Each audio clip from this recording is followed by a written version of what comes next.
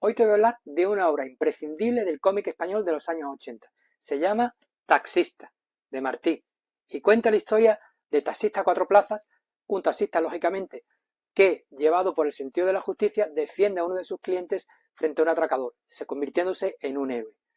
A consecuencia de eso, la mafia va a por él y matan a su madre y roban la herencia familiar que estaba en el ataúd con el cuerpo incorrupto del padre. Llevado por una ansia de venganza y sintiendo la llamada de Dios, decide embarcarse en una historia de violencia, odio y matanza sin fin. Recuerda un poco esta obra a la famosa película de Scorsese de los años 70, Taxi Driver, va un poco por ese estilo, pero con el toque underground del cómic español de los años 80. ¿Vale? Es una historia muy entretenida que al principio se publicó serializada y luego se recogió en dos volúmenes en los años 80, son estos dos que yo conservo, que yo tengo, pero hoy en día hay una edición integral que recoge la obra completa.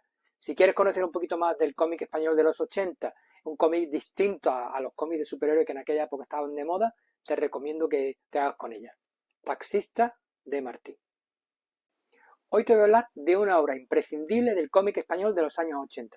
Se llama Taxista, de Martí, y cuenta la historia de Taxista a cuatro plazas, un taxista, lógicamente, que, llevado por el sentido de la justicia, defiende a uno de sus clientes frente a un atracador, se convirtiéndose en un héroe. A consecuencia de eso, la mafia va a por él y matan a su madre y roban la herencia familiar que estaba en el ataúd con el cuerpo incorrupto del padre. Llevado por una ansia de venganza y sintiendo la llamada de Dios, decide embarcarse en una historia de violencia, odio y matanza sin fin.